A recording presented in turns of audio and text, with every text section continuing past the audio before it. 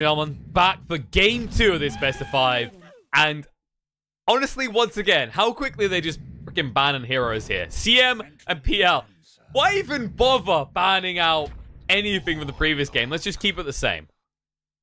Yeah, let's just do every... Yeah, why? Why would you ban? Why would you ban Crystal Maiden? Just pick Brood again, right? Kappa. Just go for the Brood again and you're set. You're fine. The Witch Doctor again. It's just the exact same. Yeah, like you said, we'll finish with the Brood. Let's go, boys. Come on. Let's see the anti-mage in the face of Void. I was just telling Killer Pigeon guys, like, I have been postponing my chess day for 2 days now. I want this best of 5 to be done with so I can go and Someone finally... please play a sad harmonica for him. He's a little bit... My pecs, man. My pecs are getting smaller. I feel so bad. But here first, Lizard's a small boy. Anyway, I'm kidding, man. Like, this game is gonna be exciting. You know why? Because Brood is not gonna happen. I don't see it happening again. And Wind and Rain, I honestly think they are a strong team that just got brooded, and that's it. That just happens. It happens, man. You get brooded, you get meepoed, you don't think about those heroes, and you get punished. Brood is one of those heroes that when you give them, well, not to every player, but Exotic Deer is one of those guys that plays a sick Brood. And when you allow him to last pick himself a Brood in a team in which you have absolutely no control or ways of killing her, then you're asking for trouble. And that's exactly what happened that last game. Is it going to happen again, though? That's the question. Like, because you're probably a bit smarter now, right? After being beaten like that. You're probably going to ban it, at least before like, they haven't banned it yet. So it can be 4th pick. But if it's 4th pick, it's going to bet... You can bet it's going to be countered. And if it's countered, it's a completely different thing. I mean, I hope that they don't fall into this trap. New guys do have the final pick again. But, as I said, you know, Wind and Rain, they're not amateurs. They understand. I think even like a tier 5 team understands that you should probably not allow a Brood to occur again. Like, yes, it's the best of 5. Who cares about the first game? But if there's a pattern, and I'm seeing the pattern is the same picks from last time. Let's see if it continues at all. Well, Anti-Mage has been banned. It's the Pugner again. It's continued. Okay, the Pugner again. Yeah, all right. New guys are kind of testing and feeling their ground here. Are they going to allow us? Well, they did ban the Clockwork away, so they can do that combo. They need a new hero to feed the First Blood with. Anyway, the Pugner, Warlock, and Phantom Lancer. Same picks like the last game. Let's continue. What do we need next? What was the 3rd pick last time? All right, I have a solution. Wind and Rain, get X now and pick Invoker, X and Invoker. Do what was it? New guys. It wasn't them that did it. The Invoker got banned last series, so that can come out. There was a Templar Assassin final ban by New guys, and then Wind and Rain. You don't have to pick Invoker immediately, but if you pick that X, you instantly have a way of dealing with. Oh, Ursa. Okay, Wind and Rain want hugs. I want lots of hugs for the bear. This is Virtus Pro way of dealing with Brood. I think they did it first. I'm not certain if they did it first. Sorry, guys, if someone knows something before, I'm my bad. But the first team I saw do this versus a Brood was Virtus Pro. Basically, Ursa, they like running Ursa anyway. It's a good hero. They love it. And what it gives them is a way of dealing with that Brood, as you can just give him a Soul Ring and he stays on mid, just uses that Soul Ring and claps the spiders down, time after time after time. Bam, bam! Wind Ranger coming out straight away, which isn't a bad here against the Ursa, of course, the Shackle Shot. Yeah, it's great. It's actually, I think we saw Vega pick Wind Ranger all the time versus Ursa, and when they would pick it, it would usually be a core Wind Ranger. While in this game, I don't see it. Perhaps on mid, if they decide not to last pick mid. But overall, I believe it's gonna be more like Pugna plus Wind Ranger dual offlane. They're both green. It has to work, right? I was like, yeah, there's fashion here. They're both green. Meanwhile, Warlock, Fountain Lancer, he's wearing red boots. That's good. Yeah, but you see, Witch Doctor and Ursa, they're also kind of like light blue. Oh, there you go. White. Well, they're blue to purple, right? So it's kind of themed. Actually, they're all wearing some kind of purplish But And here's the the question. orange thing, you know, these leather, whatever it is. Okay, I mean, you go straight to The leather if fashion you want matters, to. man. Okay, Fashion okay, you're matters. right. Leather is in. But I wonder if a Magnosaurus is in. Are we going to see... No, we're going to see Lena next. I was wondering about the Magnus because Wind and Rain do like to run this a lot. It's banned, though. Like, it you was, can't wasn't usually, it? yeah, you That's can't really true. pick heroes that are banned. That's the problem. That's true, you can't. It's I missed that at the start. I forgot because new guys have been focused this out the same. We kind of skipped the bans at the start because it happened so fast because it was just a typical one. It right? happens to me all the time. Like I call heroes that are banned in the all the goddamn time. So it's just whatever. But they do get that Lina though. What do you think about that? Like it's a lot of burst versus Pugna versus Wind Ranger. Kind of sets up the pace of the game to go in their favor because they can just start crushing lanes with Ursa and Lina and snowball from then on because Ursa is one of those heroes that really likes the snowball. There's one thing though. I wonder if it's possible that this is Ursa plus Crystal Maiden offlane. So forever Ursa. That would be a twist. Like that would be definitely a slight little twist. I would love to see that. And then they can last with the carry. That would be kind of cool. And Ursa versus Pugna isn't really great because you're going to get the crab fight all the time. So that's not the lane. You don't want to lane Ursa versus Pugna. Sorry, not Pugna, Pugna. You don't want to lane Ursa versus Pugna and Wind Ranger. So you just send him on the off lane with the Crystal Maiden versus Phantom Lancer, who's melee. And then you win that lane.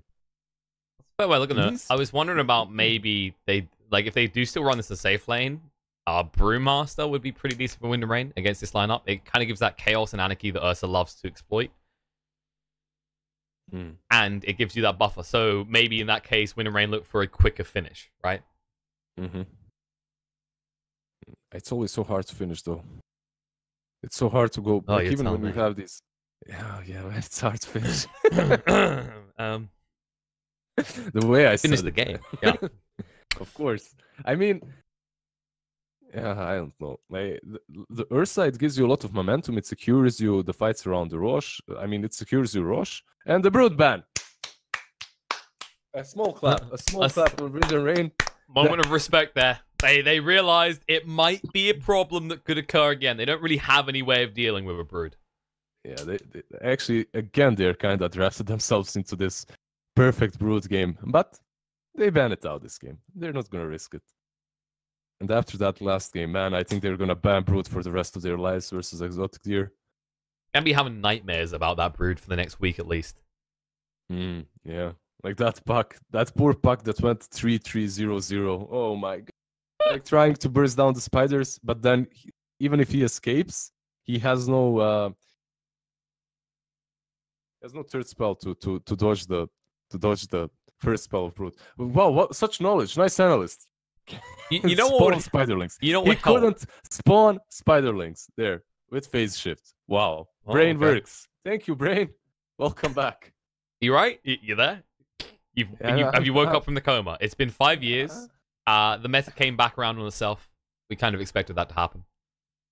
There's only so many heroes IceFrog can add. He added one that digs underground. He also added another one that camouflages itself as water. Actually, that was the rework of Morphling. Who digs underground? What are you talking about? He makes tunnels everywhere. That doesn't make tunnels, but that does appear everywhere. Spectre, the final pick for the raid. There it is. I mean, you said about it. You want to dodge out that Pugna. Someone who doesn't mind the Pugna as much as a Spectre because you can chase them down. Yeah, but you're still pressured hard on that lane. It's still hard, but I mean, if you're this is the thing.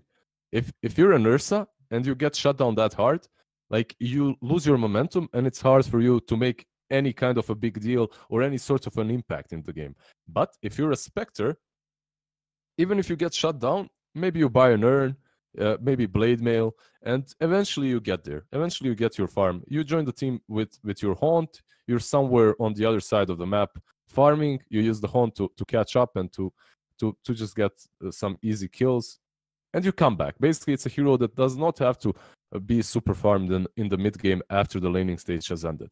While on the other hand, Ursa, if you duel him, but if you duel him with Crystal Maiden, you have two slows, and you're playing versus PL and War. It's a lane in which new guys are gonna have to be very careful. Now there is this thing. Are they reading this? They should be reading this, and perhaps they swap things up. Maybe they send uh, Pugna and Wind Ranger versus CM and Ursa on the safe lane, and the PL Warlock versus Spectre. I mean, you're not gonna win with the PL Warlock versus Spectre, but at least you're gonna have a decent time there. While versus Ursa and Crystal Maiden, I fear for them. I haven't seen this lane, but I suppose it's not gonna be really great to play a PL versus Ursa. So a Weaver to complete it though. Okay, in fairness, lockdown wise, they've got the reliableness coming out from the Crystal Maiden. You can actually hit up the Frostbite, but that's kind of it, right? Like that. The Light Strike Ray is decent, but you need the Yules first to be able to convincingly hit Nisha up with that. Is this another way of dealing with this, though? Is this Weaver mid? Exactly. Actually, Phantom Lancer. You can run PL mid. It's actually mid, pretty decent. And then Weaver versus Ursa. It can happen. Like that's sort of a way of getting out of this like bad situation that they have found themselves in right now. But I don't know if PL is going to do way too much on mid. Not certain. Have to wait and see how they decide to lane this. The hero can work pretty well though with the Phantom Rush. You can just charge down, always get hits and trade effectively. But those are our lineups. Game 2 underway, and I mean, look at this. Both of them, it wasn't as much countering out the other's draft as getting together a clear goal, right? So with the Pugna, there's a lot of powerful push in the early mid game for new guys, whereas Wind and Rain, they were a little bit frustrated about how last game went, so they've gone a lot more aggressive, a lot of heroes that can kill, and, well, it's similar to Animage in that it wants space to farm, but as you said already, Spectre, the difference is can easily get involved in these fights. Yeah, she can always join the fights whenever Pugna is trying to push with the Haunt if it's on the other lane where she's not, and these lanes with the Ursa should go fairly well for Wind and Rain, so I'm just worried for this Pugna. I mean, Spectre can fall off very fast if the Pugna takes all the outer towers. So there is a way for them to pressure these lanes hard. It's all about the Ursa, I think. Like, how much is he gonna be able to do? And this Weaver is a completely different factor too if he's going mid, right? Like, it's not something that's... Yeah, you can see them drawing. Like, they're not certain which way they want to lane this. So PL is already on the off lane. He's dodging that Ursa. They're doing this really well. I like this. Yeah, they only revealed Ellis Ash, so they don't actually know what's going on that top lane yet. But it does look like it's definitely going to be Nisha in the mid lane, which... The issue with Weaver being here is he's pretty squishy, and Lina hits pretty hard. Oh yeah, I completely agree with that. Like, one combo or two and he's already down to 50% HP, so... But I sincerely doubt that Nisha is going to have any problems as this guy. Like, this whole BTS Summer Cup, he's been playing so well. Like, I'm just amazed over and over. Remember that Morphling game? I just want to see what he's able to do with this Weaver this time. We'll get to find out. I think the concern is he has to take an early lead, because if Barao hits 6 first, he does have the potential to kill you with the Laguna. Definitely. Let's check this mid out so far, going well. One of the things we didn't actually touch on is the fact that they did actually stick for Rev on the CM instead. So they did run it as a core, and Millen's gone bot straight away as a result. He knows his one job is just to harass them out, and already doing a decent amount of that. Yeah, you're not gonna... So it's... Elsash is dead. He's gone. First blood. Right. Millen will turn around and look towards Exotic Deer as well. But he'll make it out. That's a sad life for a Warlock. As long as they lane... Oh my god, this is actually so bad. Giving the first blood to an Ursa, that's position 4. He can get boots instantly and start rotating. This is very hard for them. But overall, they're actually taking a page out of the Vega book, right? This is basically Slayer style. Like, he's been playing position 4 Ursa like multiple games in a row, and in maybe they played it versus Wind and Rain as well, like this. But overall, Slayer has been playing position 4 Ursa very often, and he's had a lot of success. Like, he's been carrying his team on that Ursa, and I like this. I like this a lot. That's also level 2, so she better run this off. But this tri-action is going to be pretty peculiar. It kind of limits the effect you get out of your Warlock, right? He usually just wants one target to focus on with the Shadow Words. Now he's going to be split with the harassment going back and forth from Millen. Actually chased down and almost killed off Katsor there. Yeah, but like, it's very hard for him to kill off Katsor because of the Wind Run. He doesn't have the longest cooldown, 12 seconds, so if he manages to get out once, he's probably going to be able to get out twice as well. But let's see, like, Ursa, he's gonna get this haste, and he's porting top. Patos is in problems. He has the Crabify, and there's no Frostbite. How much time is that gonna buy, though? The Crabify there you import, go. that's it. No Frostbite, as you said, so Forev can't do anything. Actually, TB the tower. Millen was looking for him. Luckily for Patos, he hid in the trees just in time before Millen would have seen him. Oh, he needs to run even further. He needs to run even further back. Oh, this is a good hiding space if they didn't see him.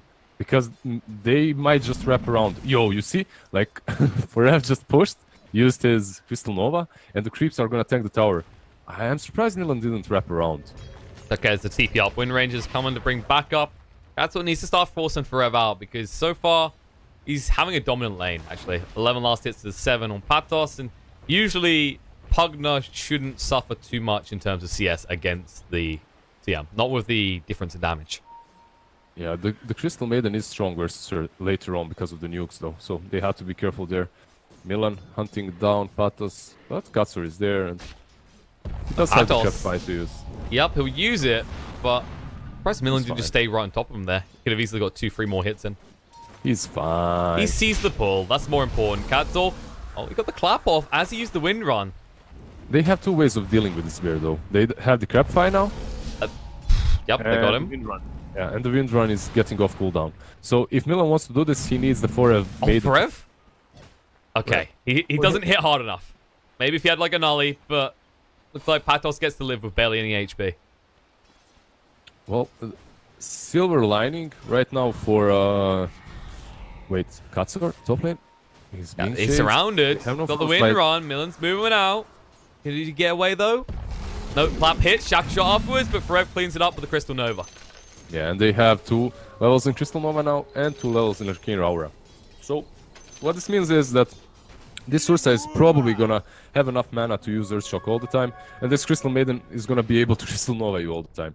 This lane, we talked about this. It's kind of alright for new guys, but... Clap hits. They're gonna die for this. He has no way of escaping. He can't land a shackle shot. It's nowhere near the trees. Oh, hits on the creeps.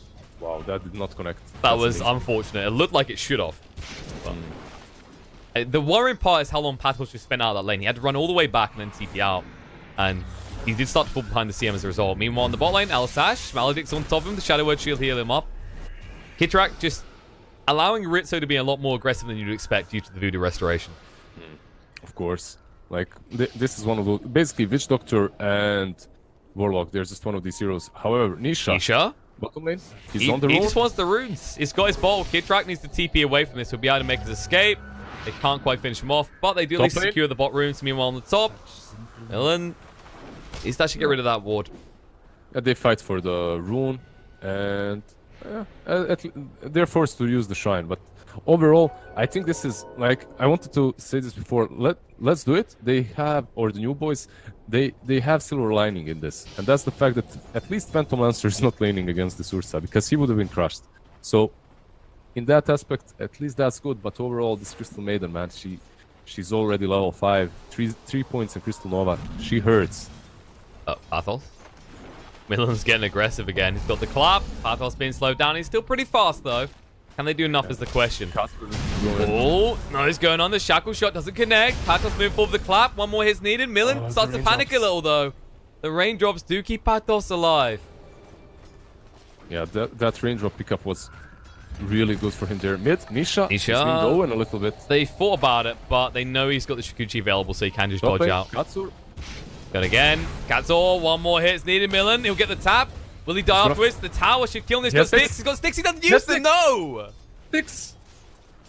Why? I assume maybe because we've seen this before. Sometimes dying to the tower, it's not too bad because he would have had to go back anyway. Nisha, Kitrak, one more hit's needed. Maldic, the Light Striker Rain, and the Laguna. Nisha, he can't do anything. He just melts here. And Elisash, missed chances, don't work in his favor. The Dragon Slave finishes him off. Braille with a double kill. And suddenly, this mid lane is looking untenable just because of that Laguna alone, I'd say. Yeah, and this tower is dropping very low too. Like, Nisha hasn't really had the best time on mid. I said that I expected a lot from him, but this Weaver maybe... hasn't been the right pick for them. Light Strike Array, they catch him, they got a sentry down. Nisha, still not level 6. Yeah, and the biggest issue for him there was when he was porting out, he didn't move the sentry ward in his inventory. So it was on a cooldown. He couldn't use that sentry ward to devour that. If he devoured it, maybe he could have survived, but bottom lane, nah, he's fine. Bottom lane is pretty calm. It's the top lane where things are starting to heat up again. Milan just getting between these two heroes. Katsor's almost dead already. Yeah, I mean, Forev, he went... it's very hard to deal with him right now. He dishes out so much damage so early on, and these power treads are making him really tanky, so it's very hard for Pagna and Katsur to dish out enough damage. I feel like we haven't actually highlighted the fact that Milan, like, Earth is this type of hero that usually has to build regen, but because of that Arcane Aura, like, he's able to spam out Earthshock constantly. He's always able to do it, especially as this Crystal Maiden went 2-0-2, so the Arcane Aura was there fairly fast. So Ursa was always kind of able. He just needs a little bit of regen for his HP, and then he's able to stay here all the time. While on the side of new guys, if you want to stay on this lane, you need raindrops. Like, there's no other way around about it. Like, Patos, he needs raindrops again. And you can't really pass. Okay, Kitrak will be fine. They wanted to go on it, but Brawl was moving across. He has got a haste rune now as well. Nisha needs to be careful. He has finally got his hands on the time lapse and the raindrop, but once that's popped, Brawl might make another attempt on Anisha's life here. Yeah, he has that sentry though now, so it's harder to kill him as long as he gets that Sukuchi off. That sentry was really bothering him hard. It's like one of those things, like when you're a TA and you have traps and someone uses sentry. It's similar with Weaver. If you have a sentry there, you can't really, like, if they have a sentry, it's very hard for you to use your Sukuchi aggressively.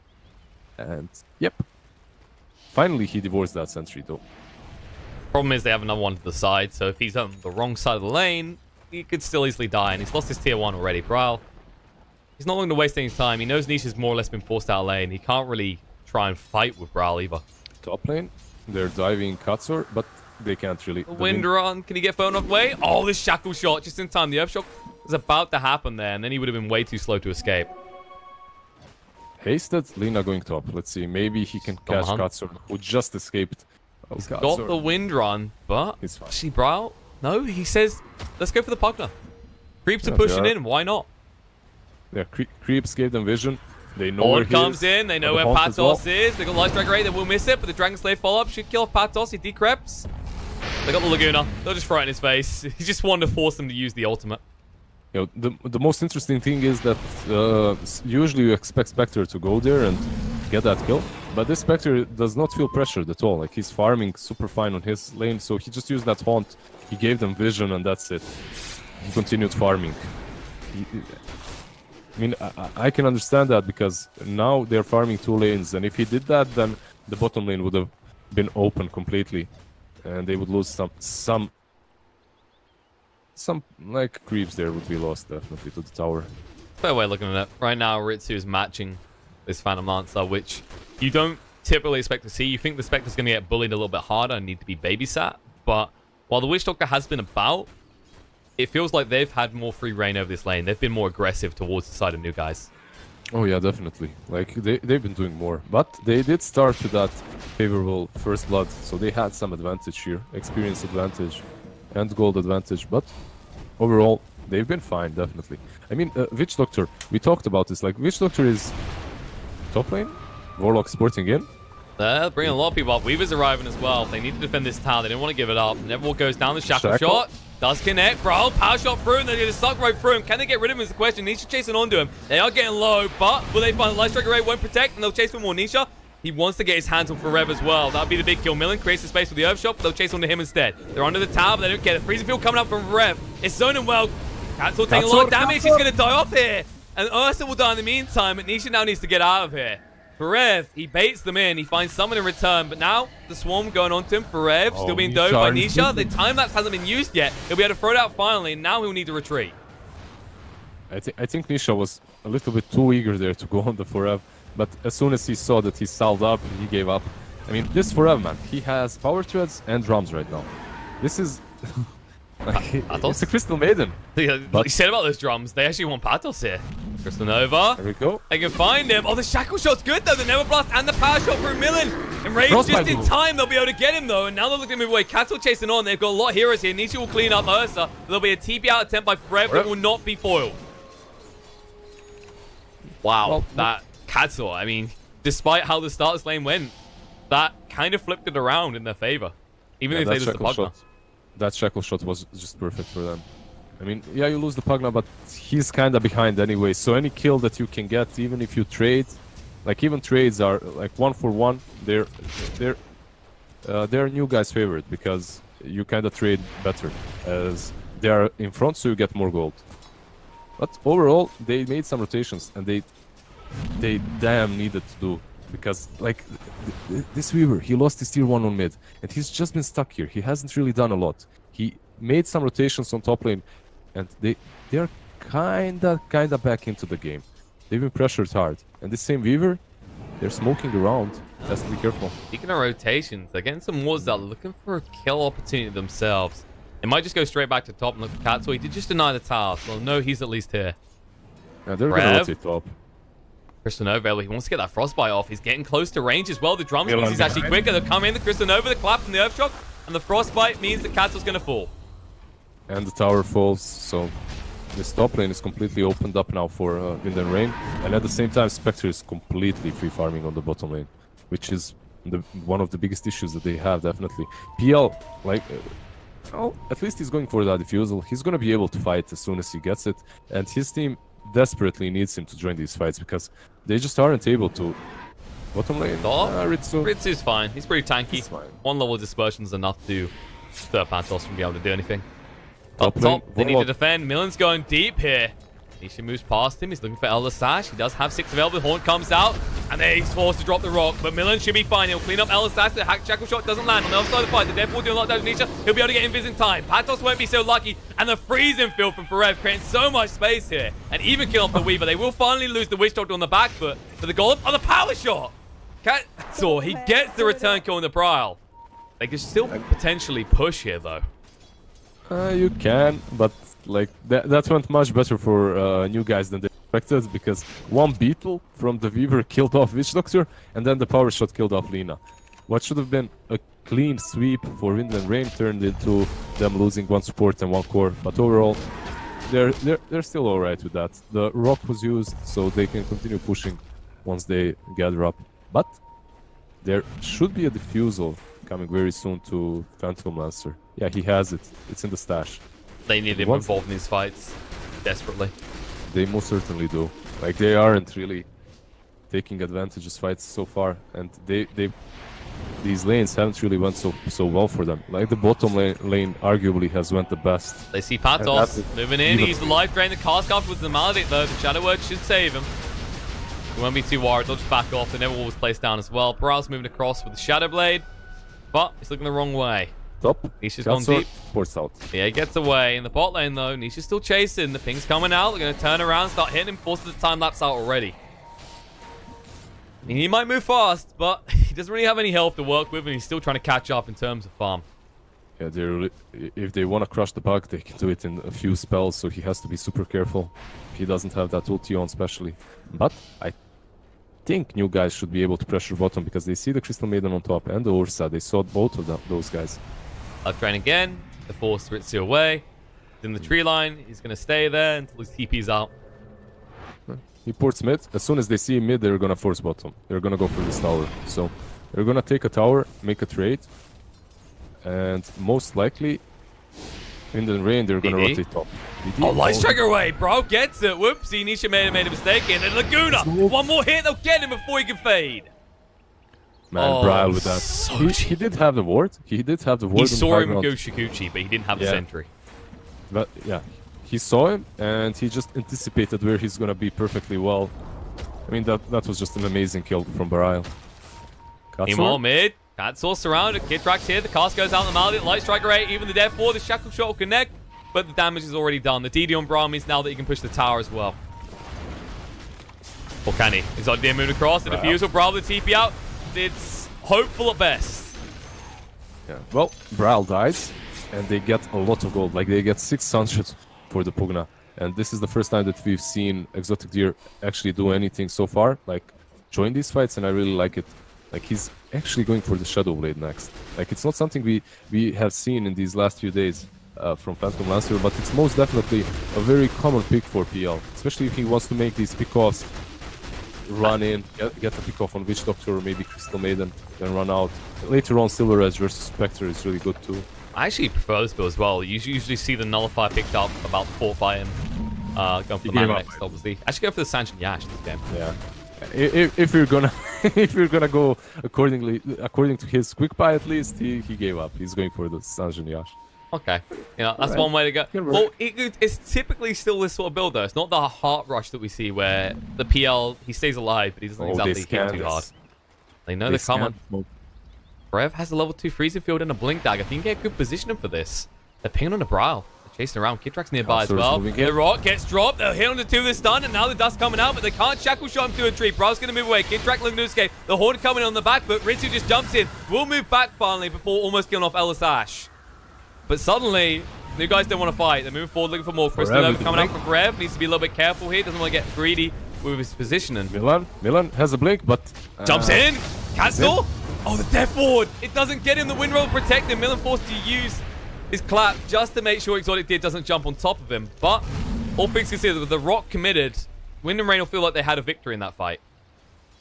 Yeah, he used the rock. He used the clap even before blinking in, so a slight misstep there, like a little mistake, but overall they're fine with that. The rock was used, the haunt was used as well though, so that's kind of a similar cooldown spell, something they shouldn't really be satisfied with. But this Spectre, she has a relic. That haunt did so much damage to new guys, even without a Radiance.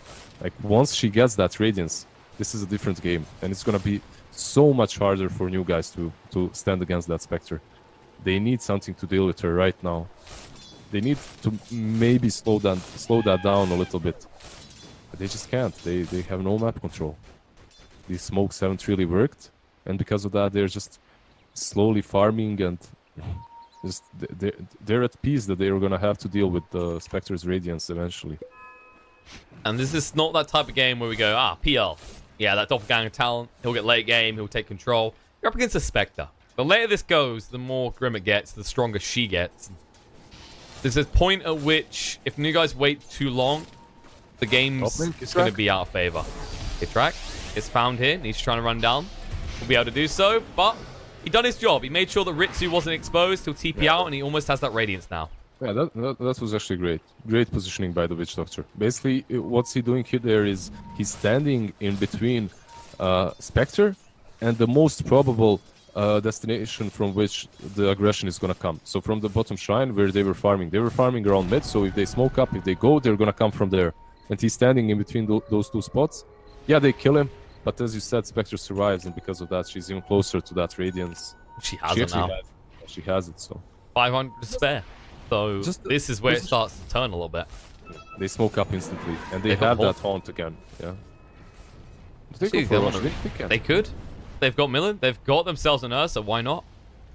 Yeah, and if you contest, just go contest us, please. We have Spectre Radiance to fight you. And a DD on Brawl. This has gone so quickly. You won't even have a chance to respond. This is kind of the other thing about the Ursa support, is it throws off people thinking, like, usually for Ursa, okay, he's probably in the Roach when he's not on the map. When it's the support, it's like, okay, is he ganking us? I think, exactly. Overall, I think this Ursa position 4 really tricked them very, very well. I think Weaver was also a response to Ursa in a way that they might have expected it to be a core. And yeah, it wasn't a core, and because of that, everything, all that they have planned has kind of fallen apart, and it's very hard for them to have I want to be careful here. Milan gets the clap out, will move forward, scares him into the Shikuchi. Career. Milan's low though, cast reveal, the enrage coming out, and now Misha needs to be careful. The cast coming out, the Hornet well in the Maledict. The Laguna, they shotgun him down just in time. He already used the time lapse, which means he will fall. And they ping for more, they're not done. They want to find someone off the back of this. They should be able to push on the tier 2 as a result of that Weaver kill. They're definitely gonna go mid. Milan didn't even have to go base. He has salves, so he heals up. The power shot misses, does not cancel it, or did it? He has another salve anyway. He's loaded up. He doesn't care. Yeah, I have salves. Use your power shot. Your puny power shots. I don't care. Gonna be another target on the way of Wind and Rain. Starting to really assert themselves across this map. And they do not have the haunt, so... jump in, Clap comes out, the Sash jumped on. Shackle shot won't land on anything, and Warlock will fall. And now the life drain for Pato, just to scale for Rev. He couldn't kill him with it, though. That's more or less the full duration. Well, full length from start to finish. He was right on top of him to begin with. So they lost the tier 2, they lost the Warlock. And they get nothing in return. Yeah, they didn't get anything in return. Top lane, maybe for Yeah, they get sold. Forev gets chased down. They find him in the end. He was being a little bit greedy there. He pays the price. And that is a little bit more costly than you'd imagine. 700 gold going to Pugna there. 700 gold from a Crystal Maiden. And she's not level 15 even yet, man. Like, once she gets that level 15 and starts getting the plus 150 gold per minute, it gets even spookier. Oh. Whoa. They have to push on the bot, though. They want to take this final tower before they go towards high ground. But Wind and Rain, they got long time left for that Aegis. They're not feeling too rushed here. They're gonna... Well, actually, they're gonna lose you guys is going to come to them. They're TPing him right now. Million jumps straight in the middle of the fight. The range comes up. Passes take a lot of damage. The rock does get dropped, and Phantom Lance arrives just in time to receive it.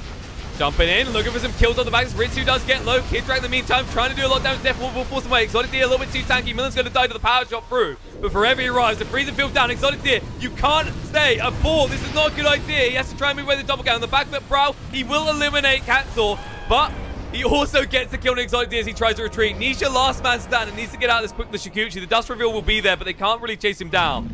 They do get the golem at least. So it's 4 for 1 plus the Aegis. But 4 per 1, and all those kills went into the hands of Bryle. I mean, that's the insane part. On top of that, Exotic Deer, it didn't matter. We said about going for this heart build, and we saw the exact result that we were fearing, is that you tank up all this damage, but then who's doing any? Yeah, they really lack damage there. I mean, they have the Pugna and the Wind Ranger, but they were just controlled by Bryle from behind. Like, he just went from behind, wrapped around, and just cleaned up. Cleaning house right there. He did so much damage there, it's ridiculous. And they just lined up for him. One after another, he just got all of them. And in the end, Exotic Deer just, with his PL, hug me, Bryle. He rushed straight into him and just died as well. Overall, I think that new guys had a good plan there. They fought when Lina wasn't necessarily super ready to fight, but she just connected way too fast. They used the rock on 2 heroes that don't have the Aegis or anything. They used it on Spectre and on Ursa. But that's just sad, because you just fought without versus a Spectre that has no haunt. Like, you fought versus a team that didn't even use their most important spell. And now when they have the haunt, how do you fight now? Like, what do you do? It's very hard, especially as you don't have the rock for another minute. Smoke time. Looks like Wind and Rain want to go fight again. Anisha is pretty deep here. Oh, Shikuchi's about to run out. They dust reveal him. The Yules, they can have the Light Strike Ray available. No, this Shackle Shot is good from Katsaw, who can cover the escape, but they still do lose the Warlock on the back foot. Chasing through with the Haunt. Ritzy once more. Nisha down to half HP already, trying to move away. Should be able to do so, but they will give over the Neverward as a result. And it looks like it's actually just going to be the Warlock fall in the end. That could have been much worse. Perfect save coming up from Katsaw. Yeah, Katsaw really saved the day there. And what's even better for them is that they use the Haunt. So at least that is down. And the next fight, they can fight without it. If they want to smoke up now, once Warlock is up, they have this 20-second window in which he's going to get his smoke and chaotic offering. So maybe use that smoke at least to ward up the map, at least to get some vision advantage. Because it's very hard still to fight. This feels like right now, new guys are in a position of buying time. They're like, we're not ready to fight yet. We're not ready to fight yet. We're not ready to fight yet. But we've already said, the longer this goes, the more it feels like it slightly benefits Wind and Rain more. Because Weaver is lethal late game, but so is Spectre. I mean, yeah, exactly. And the Crystal Maiden with that gold talent. Don't forget about this hero. He did so much. And Kitrax, Witch Doctor, he also has a sick talent on level 15. So later it goes. I honestly believe it benefits Wind and Rain more. Speaking of forever. Okay, Katsaw, not sure what the plan was there. He could have maybe force-staffed and instantly shackle shot, but he tried to reveal himself. Not sure what he was expecting Forever to do in response. Overall, the wards that they have just planted on the side of new guys are kind of giving it away that they are just in a complete passive mode. They planted two wards. Forever. Quick off the blink. They want this tower, though. I'm not sure if he can defend this alone. He's going to need some support. Well, they aren't really connecting on bottom lane. Forev is blasting these creeps down, but if no one connects, this tower is gone. They're actually going to give it away. Okay. Looks like new guys are going to get a freebie. I don't understand. I mean, they don't have Haunt, and new guys have Rock. So because of that, just thinking like they have their main spell, we don't. Let's just give it away for now. Let's not risk anything. I respect that. Even though they are super in front, this PL still hits hard. I mean, he's tanky. He can create a lot of chaos, and with that chaotic offering, they might take a fight, and they just don't want to risk it. That's kind of the thing, is you always have to think about the Fatal Bonds. Fatal Bonds one of the most, well, for a long time, it was one of the most underrated spells. Then it started coming back into the meta. Suddenly everyone respected just how much damage it does. Brow top. Yep. Okay, Nisha will be fine. BKB. Mid lane though, Katsur. Jumping in, Millen. Forced to use the enrage. The upheaval coming out and he's surrounded. Exotic will be able to run him down, but there's Forev jumping in. They have to drop the rock just to interrupt the freezing field. They will lose Elder Sash in return, so a 1-for-1. But they did use the Haunt. They need to find someone more. Ritsu jumping in. Nisha pushes the BKB. Forev's going to get low. Can it actually be finished off though? Nisha chasing through to the shoot. She will get the final hit. Has to use the time lapse. And now Kidtrack, he can't hang around. Nisha wants his kill as well. He should be able to chase it down. Kidtrack just going to go for the TP out. There's nothing to really stop this, but the damage will kill him regardless. Ryle? Still deep. Shadowbladed up. He decides against it. They're just going to have to allow him to push a little bit. They've lost 3 heroes here. There's no way they can fight against this. Yeah, that was a great interruption of the freezing field, by the way. I believe that freezing field could have done so much, but Warlock saved on to his rock, and as soon as like Crystal Maiden blinked in to use her freezing field, he dropped the rock, because that's the only way they can deal with the BKB. And new guys, man, they do this all right. Like one more time, the Haunt was used only to kill off the Warlock, and it's getting scarier. Yeah, this Spectre is gonna be a beast later on, but these team fights right now are going the way of new guys. And Exotic Deer, he's gonna have his BKB soon too. Like they already have one on Nisha. We saw it coming to good effect in that fight. They no longer have the lockdown for Nisha, which means they can't rely on Brawl to just Laguna him down. Yeah, you can't really just root him any longer. You can't stun him with some stupid stuns like Casks and Frostbite. He's gonna be able to just use his BKB and run away, or run around you and clean up. And like we've talked about this Spectre a lot, but Weaver, man, like this hero scales fairly well too. Like we don't see him very often in our games, so we don't talk about him. But he's going for that MKB right now. He's gonna hit hard as long as he doesn't get just cleaned up instantly. And this BKB is most likely gonna stop that from happening. So yeah. The Roche is up again though. So Wind and Rain, they might look to just take another Aegis and cheese this time around. Question is, can you stop it? I believe if you are new guys, I believe you can. Your rock is coming off cooldown in 40 seconds. So if you are Wind and Rain and you do rush right now, maybe you can get it. But they are kind of converging around it here, you know? Like they're gonna use maybe a power shot to scout it out, maybe send these illusions, something like that. Because if you remember, in the old games, whenever they would sack Crush, just forget about it, then they would move on the right side of the map completely and just farm their jungle and whatnot. But this game, they're around mid, they're around their own jungle, so they don't want to give it up. True, and well, so much time has passed, the Chaotic Offering will be available, but actually, Wind and Rain, through that, they don't fear anything, they're going to jump in the pit. Are they going to give it up again? Like, they're not, like, PL just doppel-walked. Like, this is so slow, they're smoking up, but they're slow It's too again. late. In fact, they can just move out. Aegis and Cheese have been claimed. Ritsu does take the Aegis this time. Brawl will take the Cheese. Suddenly, pings come out. They're like, should we just push bot? That's your only option right now. But do you really want to go this deep with a smoke when they've just picked up an Aegis? That's the question. You can. Because usually if you picked up an Aegis, you're going to be a little bit cocky. You're going to be feeling strong. And perhaps, like, a solo Forev goes bottom to defend, and they pick him off. Or someone else moves here and they pick him off. So this smoke can work. Oh, they smoked up themselves. Smoke on smoke. Pop through, Nisha. Moving forward, security. The Haunt coming out. Shackle shot connected on the 2. They'll be able to get rid of the CM straight away. And Kidrak can't get involved. Brawl in the back, but a little bit of trouble. Has to use the BKB. Will look to turn around the Light Strike Array. It's not good enough, though. He has to eat the cheese. Nisha getting low. They'll be able to pop him after all. And on the other side of the fight, Millen just running down Patos. Will give his life, but Patos will fall shortly afterwards. And his Exotic Deer is alone here. Katzor trying to help out. the TP out. Can they interrupt? They got no way of stopping him. He'll make his escape, and it looks like Katzor will make it out on the other side. 1 second on that frostbite, and then he BMs with such simple minds. But they needed 1 more second to catch him.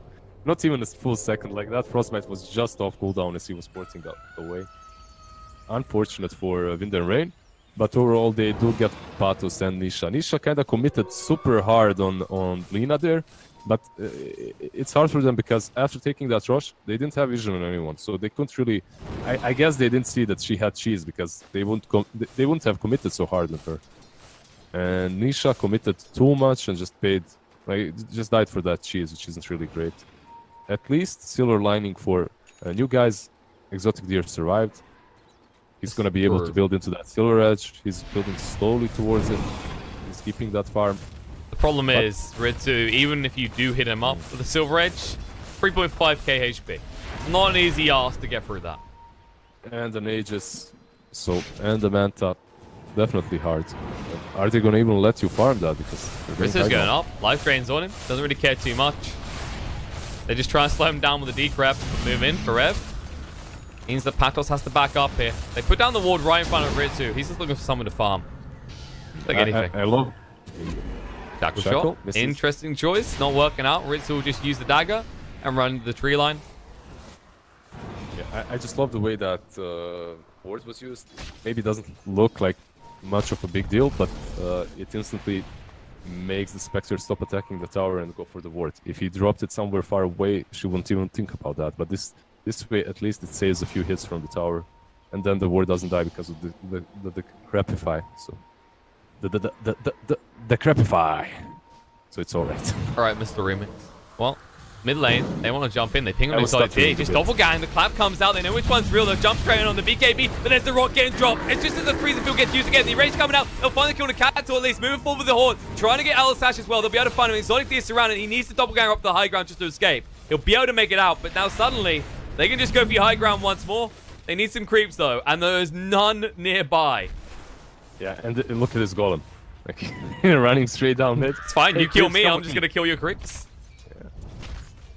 So this is great for them. I mean, they lost 2 supports, but I think they're super fine with that.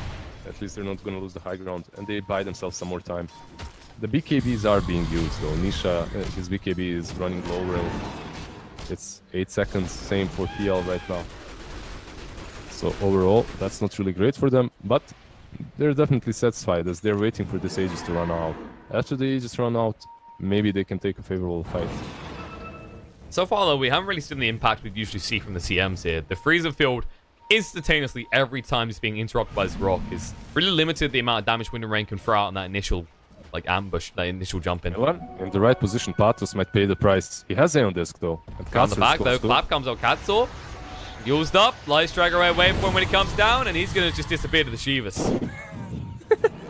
That was just interesting. It's like, don't take him, over here, kill me, over here. Well, they did. Very peculiar play. I mean, top lane. Top. Aldic out, Nisha needs to time lapse back. They can't follow it up with any damage though. Yeah, he took that haste and just ran straight ahead of them. Like, didn't even hesitate to run uphill. A happy child trying to show their parent what they got for Christmas. Like, look. And instantly just gets obliterated. Exotic Deer in the bot lane.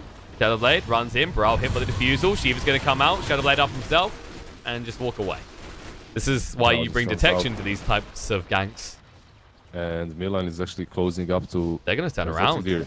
Yeah, he has to be careful. He does have the BKB blink out, port out, but there's a basher on Milan. Oh, TP in. Can they find him? Can they find... No Yule's attempt. Just a little bit too late. He was coming around the corner because he lost the Fiery Souls. He didn't move quick enough. Yeah, but he didn't have detection either, right? Because he was Shadowbladed. True. Phantom Lancer has that Shadowblade, so from now on, it goes both ways. If you want to kill Lina, you need to carry the dust. If you want to get the PL, you also have to do something similar. Either a dust or a gem or some item like that. So overall, Shadowblades, man, working in 3K, working in competitive games too. Like, no one buys detection. No one likes that job, right? I mean, that sounds horrible. Sentries. That's why people willingly play support. Liz, you tell me you willingly play support. No, never. Just if I'm forced.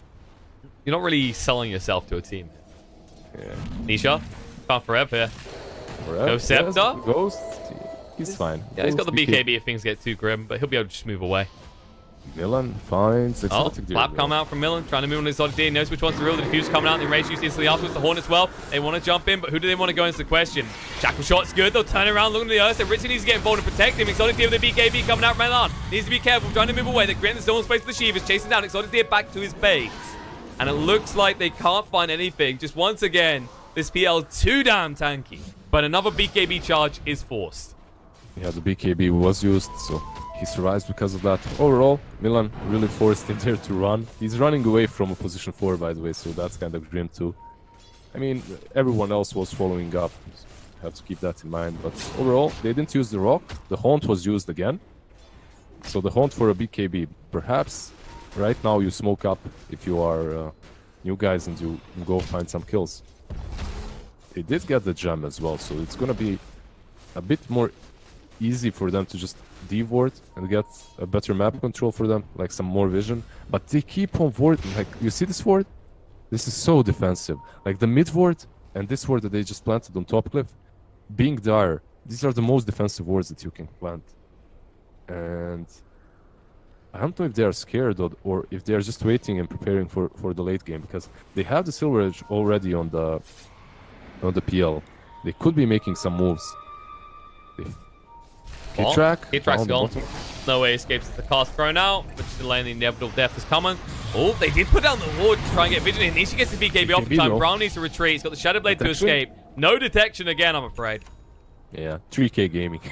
I mean, the problem is these two heroes, they don't have slots. That's the problem. Nisha? Like PL and Weaver.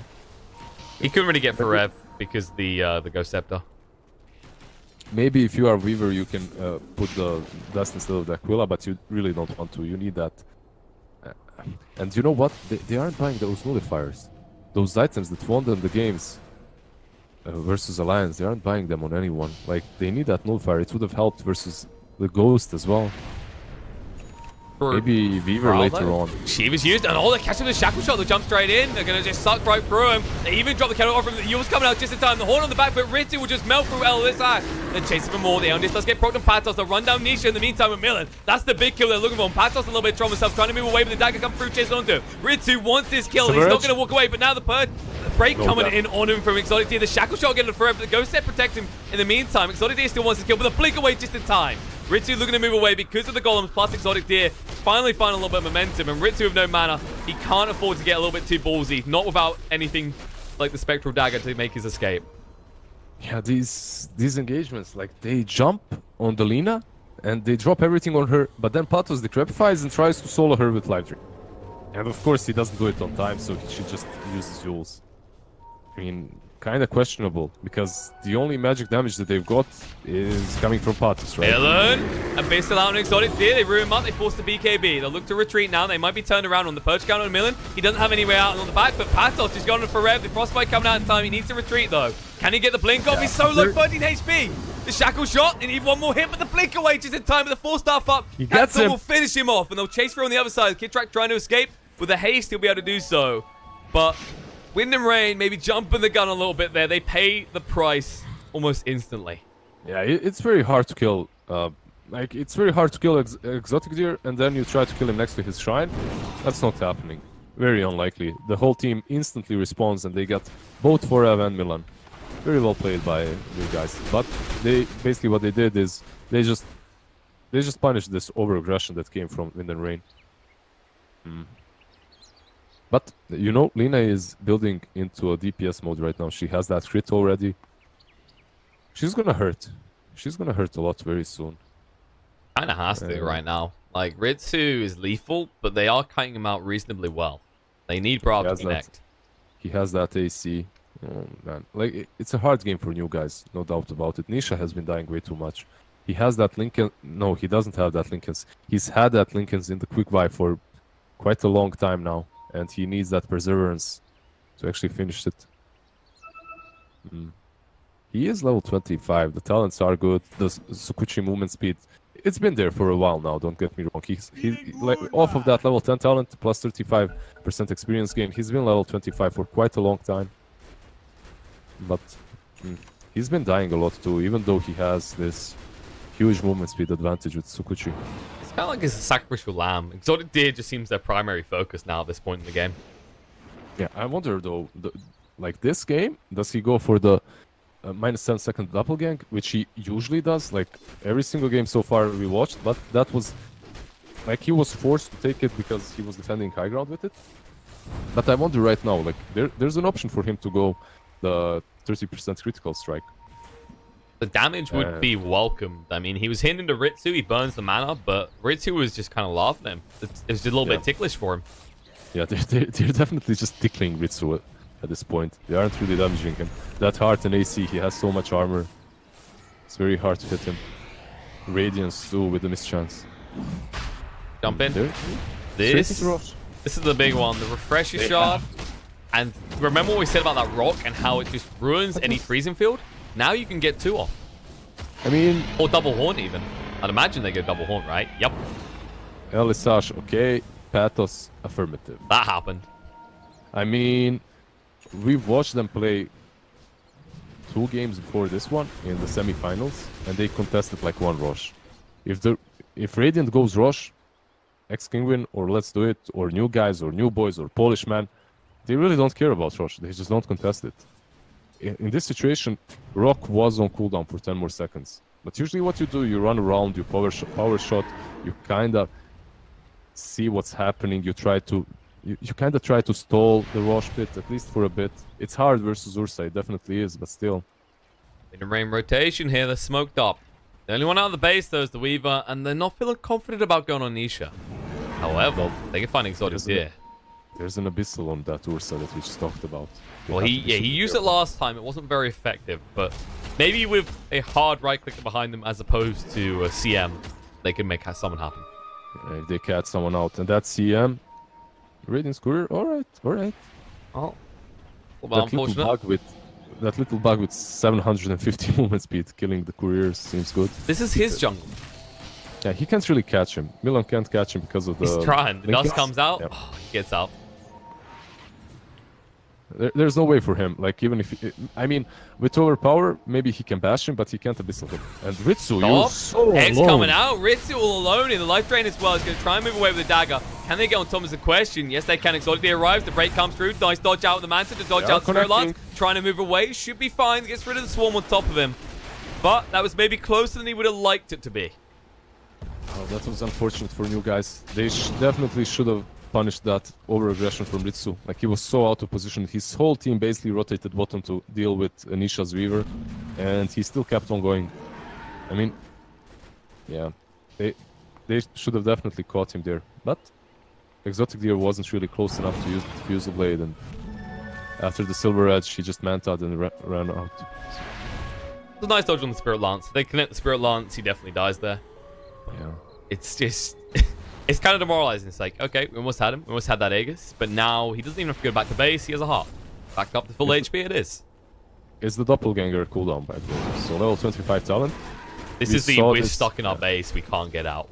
Yeah, we saw this before from new guys. Basically what they do is, but they're losing bottom. Yeah, so, Tal's already gone. Ritsu just standing. He doesn't even care. The break comes out. Nice man has to dodge out. The upheaval slowing him down. Hexed up as well. The BK being used, but there's immediately the Abyssal on the castle. The Horde coming in, trying to catch it. Bro getting low on HP. It looks like he's going to fall when he comes down. He can't do anything. He gets killed off. The buyback on Warlock. Can they find more? Brev forces the BKB just to move away from Nisha. He's starting to hit pretty hard. Exotic Deer on the back, but has to use his time up to deal with those illusions, but he can't chase through for more. Look for Milan now. Maybe they can get him. Chase him through. Hexed up, surrounded, and left behind. They'll find that kill, and Ritsu, he actually makes it out. Didn't even have to use the Aegis. But you guys, that's kind of an awkward scenario. You want to have to use that Aegis. You don't want Brawl dying. New guys with high ground defense, one more. Like, these guys are high ground defense masters, it seems. Every single high ground defense, they come in front. Yeah, they did lose the tier 3, but the way they played that, like, they went on to the Spectre, they brought her mana so low that she was kind of irrelevant in that fight, and then they just turned their sights over to Brawl, who was shackled. And small mistake from him, well, not so small because he died because of it. He didn't have cheese in his inventory, so he had to swap out the cheese while he was Yuled. Steel cheese was on cooldown for 1 more second. And because of that, they Now just they're in finished your it base. before he was able to use it. Yeah, they're Nisha. gonna find some buybacks maybe. Oh, this Lincoln. He's hitting on this tower pretty hard. They can't really afford to let him do this. Meanwhile, in the mid, jump in, exotic deer, going on a Ritsu. Maybe they can pop the Aegis once. Shackle shot through. My God, the frame rate Ritsu getting low, but he'll still live. He'll be able to move away. No mana to work with, which means he can't look to chase. Exotic deer forced away, but Shadow Word means that the Malady doesn't do too much. And he but dodges the bottom most of the tower. power. Nisha goes back in. Hit and run, and he actually forced out the cool. death ward from Kid Track. Debated. Whoops. They almost lost the tier 3 mid as well. Yeah, they lost the tier 3 bottom, and because of that, the shrines are open. They can go for them. But there's a DD on the bottom lane too, which they do not see yet. But should be able to scout it if he goes a bit. Yeah, they see it now. And they see the ward as well. So now there's a bottled double damage rune on the Weaver. I like That's how actually they cool for them. don't even give Ritsu his wish. He's like, just kill me. Just go on. Throw everything on me. Get rid of that Aegis. But instead, they just ignore him. As soon as he runs out of mana, they just walk away. And the Aegis has finally been reclaimed. Yeah, speaking of that, Aegis, it's out. But he has 2 refresher shards now. He can still go in and die. There was this one play a long time ago when Spectre was in the meta. You would go in, you would die with the first haunt, and then just buy back and use the refresher. Go in again with the haunt and just clean up. So he can still do that, but it's very hard for him to die, even if he wants to. Like 3.5k HP with 38 armor. This guy's a beast. I feel like could definitely kill him. next time they need to give that Aegis to Brawl. Yeah, he's definitely the easiest target for new guys to just focus on and clean up. I mean, He has actually, Shivas, yeah. even Forev has more health. Yeah, a Crystal And- Maiden has more HP than you. You It's have to be also, he has a Ghost Scepter, so they can't easily even go on to the CM instead. Yeah, well, Brawl does have Shivas and Yules, so that kind of helps, but not a whole ton. Like, he's been dying fairly easily so far. Smoke Up actually coming out from new guys. They're sick of sitting in their base. They want to make a move. They're making a move. They might scout out Maybe they get Ritsu. Ritsu. He's alone in his base. This would be the best thing that they could find, actually. And they're moving bottom. Like, they just might... This would be a He's disaster paranoid. for Wind and Rain. No one's Yeah. shown on the map, so he's already reluctant. He just sends the illusions out to clear this. Yeah, great play by him. But there's a Silver Edge TL scouting him out on He mid. sees him. They move in the Oh, the shackle shot shackle. as well. Ritsu may have made a mistake here. Surrounded on all sides. He's going to run out of mana fast, and he's just hexed up. He can't do anything. He will fall. Get the kill. On the other side, Prowl forces the BKB, trying to stand a fight. Nisha with the double damage does scare him, though. The Orn does come out. Moving in. Ritsu looking to do something here, but can he do enough is the question. He's got the second horn. They need to actually make a move right now. In the center, they go straight for Patos. They get rid of the slash burst. Miller move forward looking for more. Actually guesses wrong as he just clubs onto one of the illusions of Phantom Lancer. And the Hex coming out just so Patos can escape here for Brawl moving forward. He is running this down. The Shivas will clip and Patos will just be Exotic found by Deer is Brawl. there. No, he can't Oh, get the blink. involved. The blink away, moving out. Looks like they're going to make their escape here, but off the back of that, they do lose that Weaver. And now they've got no Warlock available. He hasn't got buyback, which means you've got no rock for this defense, and they are ready to hit high ground on the side of Wind and Rain. Do they have...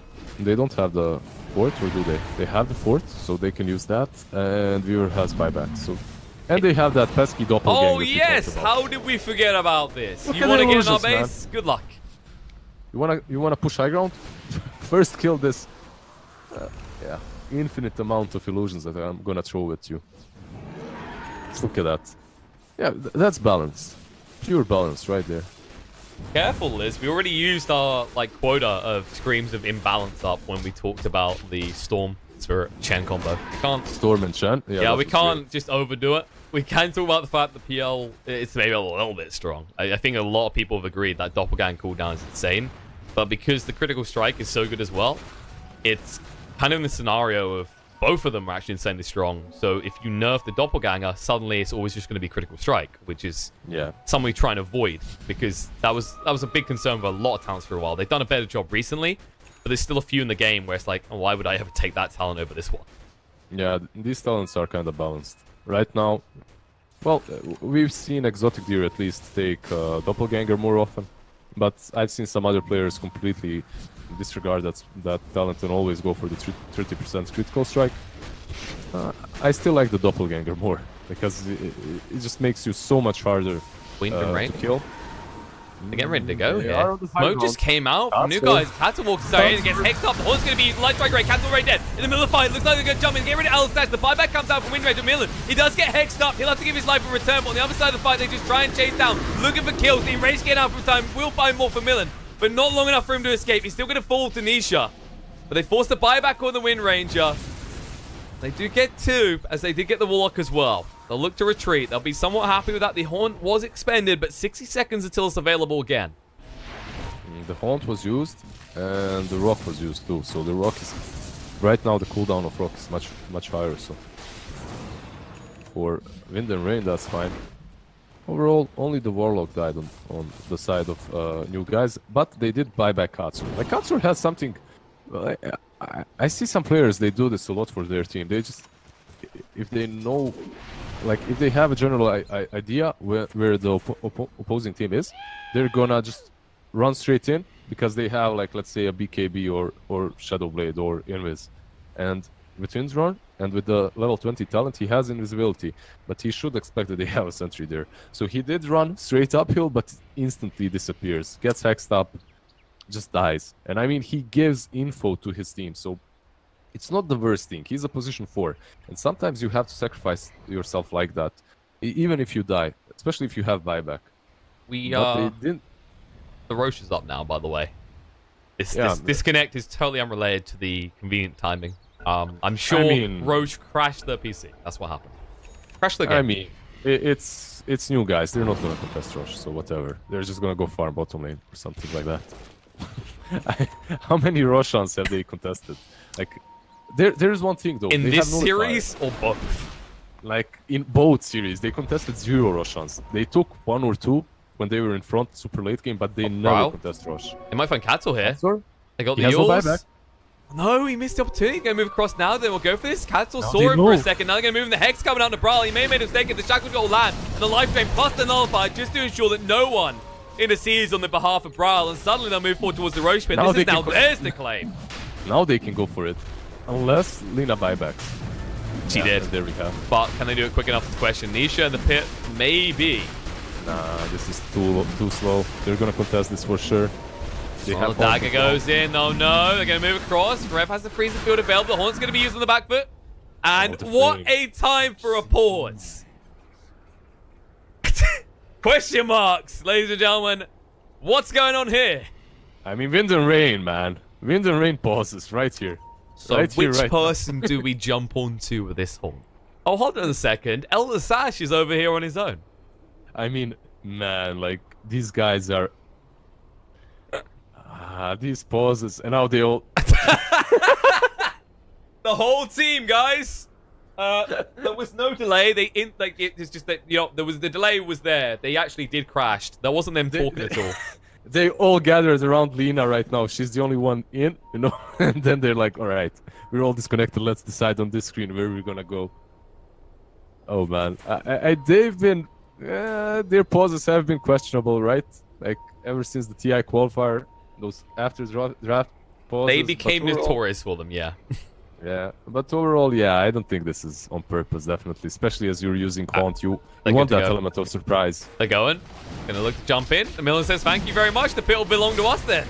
Jumping in, they need to intercede on this. Nisha's gonna get in the pit, needs to be careful. Oh, these Abyssal coming in. Another look surrounding Exotic Deep, gonna try and get him. The Aegis gets picked up by Ritsu. Nisha in the meantime, just trying to stand in. The BKB doesn't get too much about the freezing field, but the crit's too large here. Has to retreat, and the pit gets secured. Maybe in a state of controversy by Wind and Rain. As they get their hands on the Aegis. I think they got everything, actually. Exotic Deer stole the Refresher Shard. Okay, he got his hands on the Refresher Shard. Yeah, not really what he wanted, though. And used it straight away? Nah, it's in base. He dropped it in base. He dropped it, okay. Yeah, so they can take that. Maybe give it to Ursa so he can use 2 golems or something like that. But overall, man, like, even... Like, it was probably not intentional, that pause, but still, though, you have to feel so... You still have to have that sour feeling if you're New Guys after that fight. Just because of that pause, nothing more. Nisha, Oh, they see him, Abyssal, they'll actually find the Hex as well, the Hawk come through. They drop the Golem right on top of them, but the Laguna just shotgunning through the Weaver. They'll lose Brian in return. Ritsu just going to stand by. The buyback's coming out from both the Weaver and the PL looking to fight, and Millen is going to be left behind. They can't get him out. Every time this bear just has to sacrifice his life. They chase him for more. They'll find Kitrak as well. Cattor's right on top. No trees to shackle shot him to, but we'll slow him down long enough that the rest of them catch up, and Nisha will just melt through him. They do manage to get Spectre out, but bot lane as well. Yeah, buyback There's has no to come buyback out. on Lina. There's no buyback on Lina, and that's maybe a small opportunity for them to push in. There is still this Aegis on Spectre, and that's very hard to deal. There's another problem. They bought back first, so you're always at risk from this. How much they want to commit. You know what? Screw it. Exotic Deer says, let's go in. Why not? He's so damn tanky. He's as tanky as the Spectre at this point. Nisha, being a good boy and carrying away that cask. They can't really play the safe game any longer. They need to go for these Raxes. Jumping in, buyback coming in from Millen. Wants to get involved in this. Exotic Deer already got one set of the racks on the back foot. The Abyssal coming out, trying to get the kill on Nisha. The 4-star play is good. Now the Nullifier around Millen. He may went a little bit too deep. The refreshing coming up from Patos. He wants to get involved in BKB. They drop the rock on top of Ritsu. They interrupt the freezing field. Now Millen's going to pull first. Ritsu disarm. He can't do anything here. He's surrounded, and this could be huge. It looks like these guys are going to do it. They'll pop the Aegis once. Can they do it twice? They need to buy a little bit of time here. The Golems are in the base. They shouldn't back off. Disarm coming out from the Decrepify Ritsu. They need to go now. This is the best opportunity. The BKB coming up from Ritsu. Patos may went over a little bit too hard there. He couldn't get the Hex out in time. They had no vision. He doesn't have buyback. Is he just going to be satisfied by this? Apparently so. Like they're so scared right now. They haven't got buybacks on the rest of them. But the bottom lane, you still have 27. Oh god, come on. This is a huge error. They could have got at least 2 lanes here. They know they can't get mega creeps because of the tier 2 top, which Nisha's maybe going to go deal with now, but that was the best opportunity to end this game yet. Yeah, I mean, they maybe that's a stretch. Ending the game is a stretch, but taking this bottom racks definitely. Even without Pugna, like Pugna, he could have ported out. Like he could have bought back and ported in with the travels. But even without Pugna, there's no BKB on Spectre. They definitely could have went bottom and taken that tracks. They better safe than sorry. They are being a bit careful there though. And for like if he blinks in, hexes you, BKB into freezing field, he does a lot of damage, and you do not know if he has the freezing field on or not. And the frostbite duration is actually sick on him right now. When he frostbites you, you're rooted for 4.5 seconds. That's a huge deal. That level 25 talent from the Maiden. Absolutely. If they don't have the BKBs, it's a lot of risk. And oh, here we go. Nisha's actually picked up an Aeon Disc. So someone a little bit different. In fairness, he does hit hard already with just the MKB and the Butterfly. And the Aeon Disc is great, and you can swap it out for bottle once it's used if you want to, if you need to. You don't have to actually. The bottle you can even sell it at this point. But bottle is don't get me wrong. Bottle is the bottle is great because ever since the change for the 40-minute runes, 2 runes are spawned.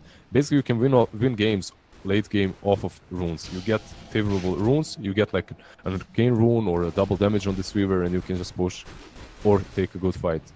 So, new guys, man, proving to us that it's not just the Brood that won them that first game, because they're playing all right here. Like all those buybacks that they used them well, and they did take that racks on mid. Well, they didn't get the bottom racks, but still, they're in this game. They haven't given up yet. They have no reason to. I mean, you look at the net worth.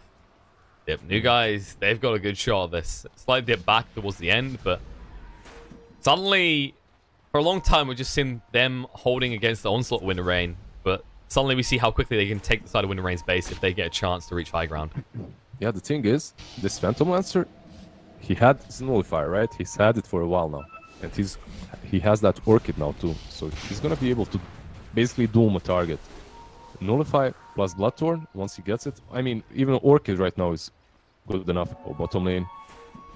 He just takes those illusions right in front of Ritsu. I mean, you want to take illusions away from the Spectre with Radiance because she can just push off lanes all the time with those. So, pretty good. Pretty good. A little bit risky, though, because Millen, he could be lurking around, and we've seen what he does already, dust Abyssal instantly. Oh, he saw him. Like, Millen even saw him take that, so he couldn't really catch him. It's just the fact that Nisha is running around with 750 movement speed. It's not really something you can deal with very easily. Well, I mean, like we've seen it before though. If Nisha does get hit by that Abyssal, he almost dies every time. He needs backup. Like he needs a decrep or he needs a rock to reset. It's like this is the nature of Weaver though. Like if you get locked down, you can't stand a fight. You have to just be elusive. Well, this Aeon Disc is gonna kind of help with that fact from now on. He didn't have it before, so from now on, once they try and go all in on Nisha, he's gonna be able to just Aeon Disc and run away, use his ulti or Sakuchi to get out of the bad spot. So they have that. Like they have ways. Like they itemized properly and they have ways of dealing with the aggression coming from Ursa and Lina. Heroes that just blow you up so fast. And this Lina with the Daedals, like she deals so much damage in seconds even. And we have Ritsu going in front. The rest of his team is smoked up behind. He's just waiting, basically. He's a little bit too hard to push on. They need to actually find Brawl. Brawl's been the solution. If they can eliminate him first, they flip these fights every time. Basically, they know. New guys, they don't even want to try and go on Ritsu. They are 100% certain everyone is behind him. And they're right. Fair enough, Millen. They spot him. The Hex coming out straight away. Can they get him quick enough? The Zap through. He's already on a half HP for starts as well. He can't use the erase, but they jump in the Elnif. The Hex coming out. They drop the rock, and it looks like they'll get the kill for Rev. Ritsu trying to stand and fight. The break on top and the nullifier as well. He needs some assistance here. He's surrounded on all sides. He should just be ran down. No one wants to get involved in this. He'll finally kill the Pugner. He'll give his life a return. The buyback coming out straight away. The Horn as well needs to get low on HP because of the Maledict. He'll jump in on the other side. Exotic is the next target. One more proc of that Maledict. He might actually just pop by himself. He can't slip through this doppelganger. He dodges out. He'll be fine. The Hex comes out of Brawl, so he can't pursue further, but they keep Exotic Deer alive, and with it, their hopes of taking this second game. They are pinging out Rosh instantly, but the Rosh is not up. They don't have that luck. They don't have that luck. Rosh is not going to be up soon, so... Like, they instantly pinged it out. Like, let's go back. Let's try to sneak that Rosh away from them while Nisha is dead. Katzor? Oh, Katzor. This fine. is brave. Hex coming out, trying to move through. Shackle shot won't connect with Ritsu. The BKB comes out. Katzor's made a fatal error. The Decrepify doesn't matter. It's going to burn out to the Radiance. The other side, though. Time, which Doctor dies? Yeah, Kid Track gets dropped by the Golems. He has no buyback. Well, Katzor does. And again, we find ourselves in this position in which new guys, they have the number advantage. They could buy back and push, but instead they're just satisfied. I mean, even if they bought back, it's not really good because Ursa is up to 20. But they definitely need to secure this area around Roshbit. Like, coming up as well. 2 seconds until it spawns. Question is, can they actually do it? This PL's starting to hit pretty damn hard. But this PL can do anything right now. He's very, very strong. Well, I was going to say, the concern though is that Brawl hits just as hard, and you're missing 2 heroes right now. Ritsu is there, and Milan is porting in on the shrine. Really? They're going in. They're just doing Rosh again. Alright, why the not? guys just tips their hat. They're like, okay, you want it? Go for it. We'll just go ahead, push the lanes in a little bit. They never seem to learn their lesson here, and as a result... really gonna let this happen again. They're gonna. I'm just amazed. This happened. Another refresher shot going their way, and we saw how lethal this can be on Ritsu. They're going to give him the Aegis again and the refresher shot once more. Which, actually, I'm still surprised they didn't give it the Brawl.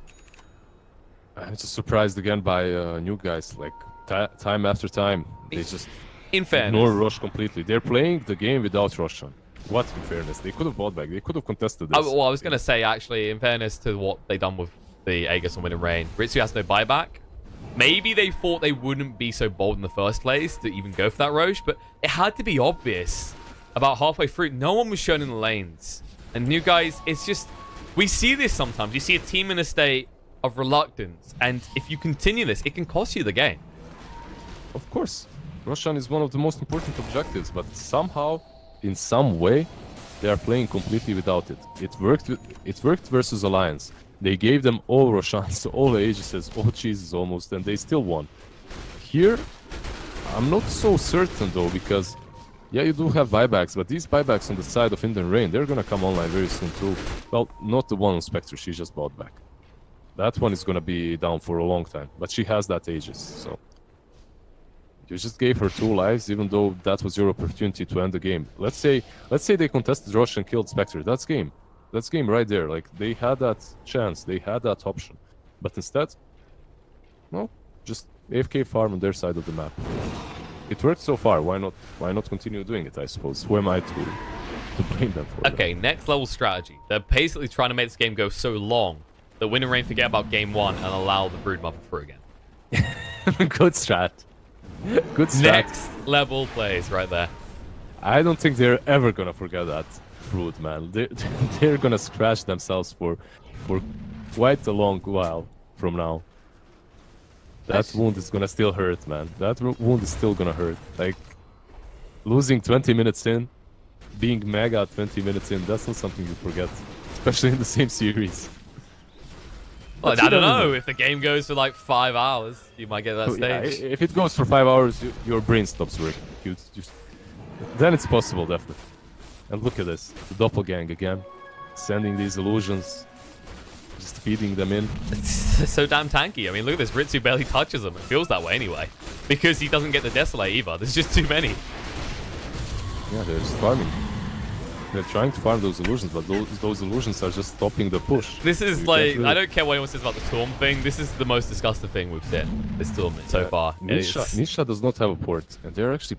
He has it, but it's in his stash, and they're porting out. They're falling back again. So, I mean, get on the high ground. Come on. I mean, you're right. You know what? Don't go for ages. You don't need the ages if you can just stall for 5 minutes.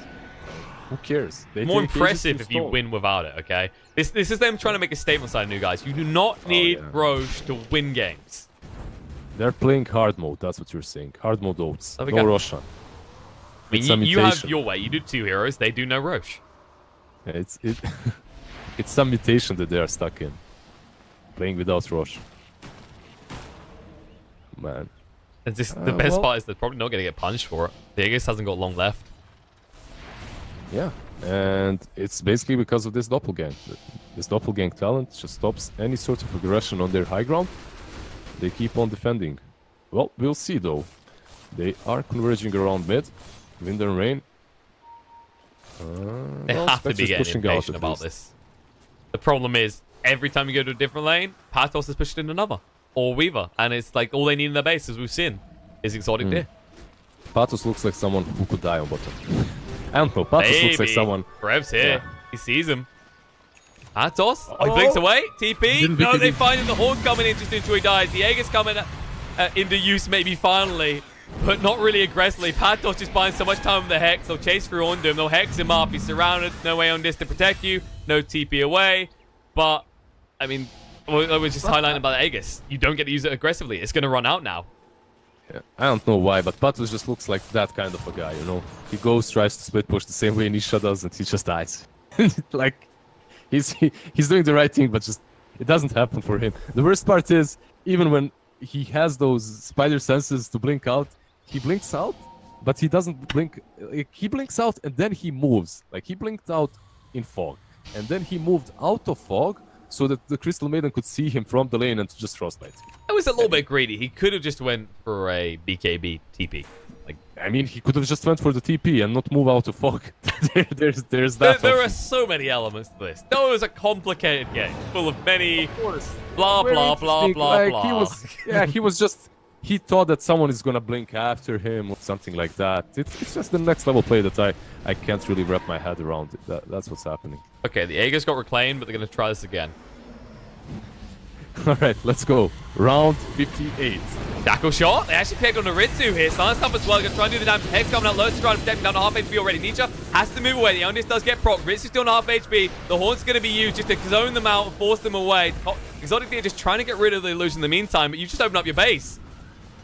And you get him out, is the question. Exotic Deer needs to do something. Bro, hits so damn hard. They're going to try and go on this. The Hex coming out. Little Piggy in return on the Caxor. He can't do too much. Nisha on the back foot. Looking on the middle. He went a little bit too deep, but will he stay alive? The freezer field interrupted by the rock straight away. They get the kill in the middle, but can they find more? Exotic Deer on half HP. Chasing on for Rev. He's going to get low. Is it low enough? He needs one more hit. No. Exotic Deer, they're going to get him. He has to buy back now just to hold this. They're going to stun up Nisha, trying to move away. He'll be able to run off with the Shikuchi. But the final hit, no. They'll find him. The shackle shot on the Ritsu's not going to achieve anything. There's no one really left to hit him. They get the racks. Buyback. But can they do more? The buyback's coming out. They need to punish Ritsu. The shackle shot is good.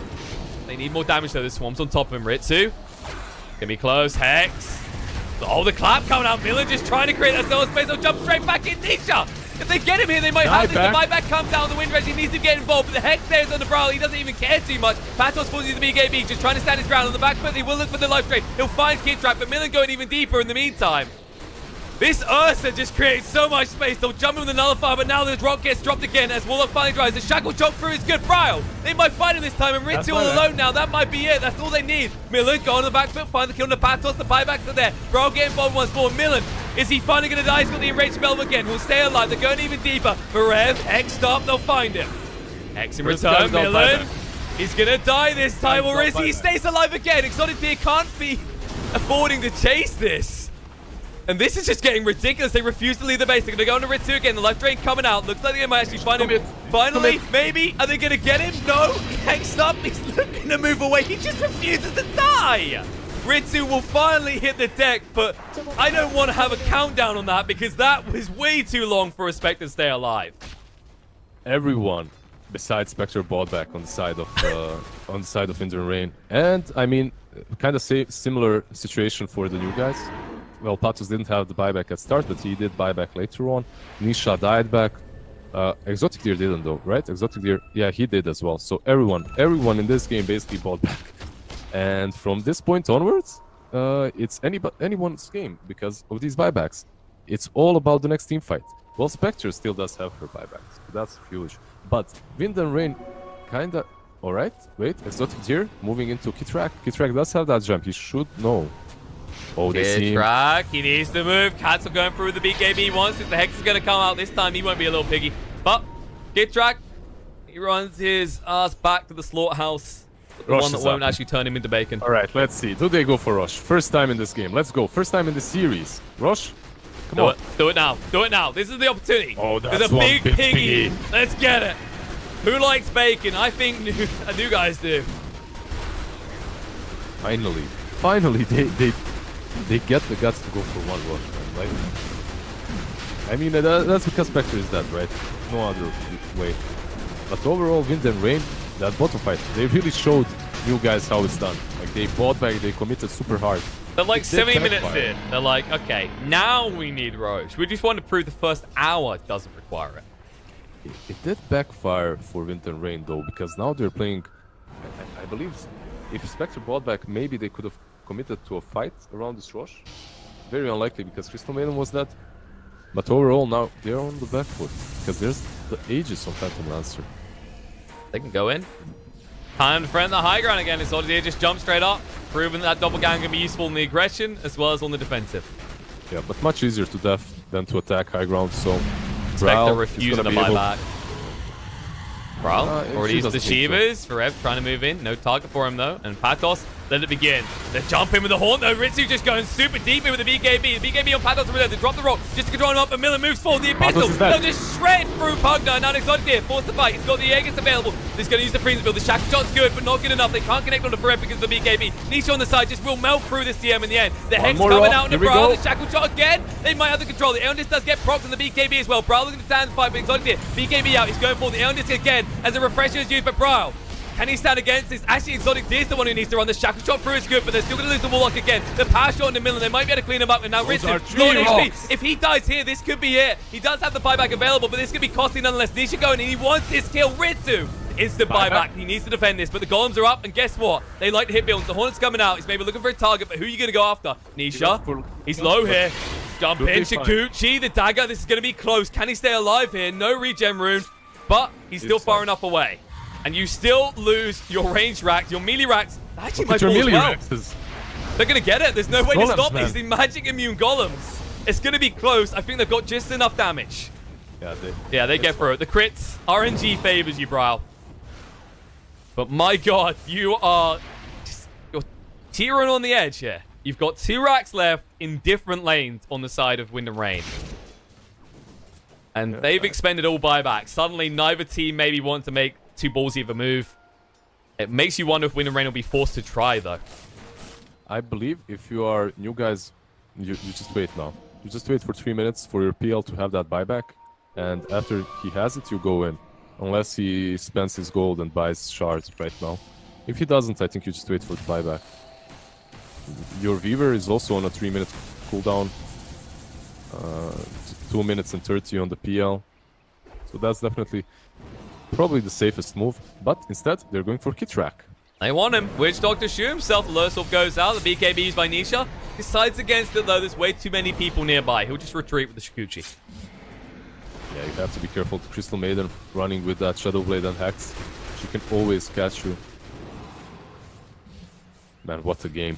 What a game so far. Like, so many buybacks. All the games. What a set of games so far. All 3 games so far, over an hour. We were having pretty quick finishes throughout this tournament. And the final day, no one wants to give up a game other than that first game of this series. Yeah, other than the Brood game. Yeah, other than the Brood game. This is a Brood game. What do you expect?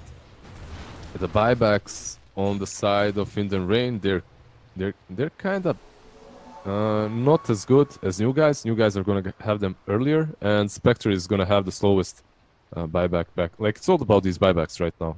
All that matters. So as soon as they have the buyback, I think they spoke up on the side of New Guys, or they just go and try to get some kills, some pickoffs. That Pagna died so fast that last fight. Man, she just got shredded through. And if she survives, if she manages to use that refresher shard, maybe 2 hexes, 2 Dagon 5s, that's so much damage. She can blow up this Ursa even.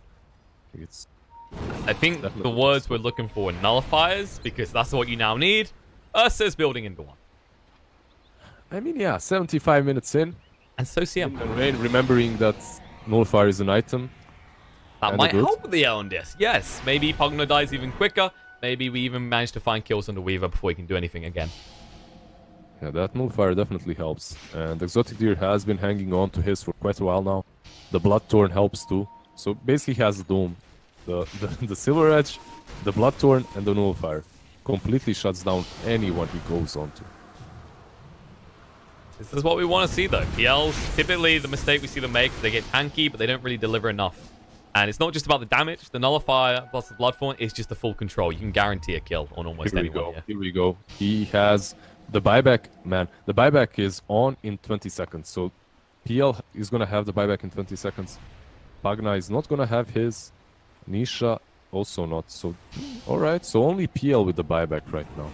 They will look to throw him in first, I'd imagine. They've got the Silver Edge available. They want to charge for Millen's waiting here. Patos will reveal. Need to be careful. They blink in, but blink away. The Haunt coming out. They do use the big gaming time. Light Striker Ray won't connect. And on the other side, fight Nisha. Already has his Elendis proc. The Haunt does go down for the Laguna. They get rid of Forever already. Now, Brow, he's going to run out of time with the Elendis soon. They need to actually aggress on him. The rock gets dropped again. Can they get on top? It's a good question.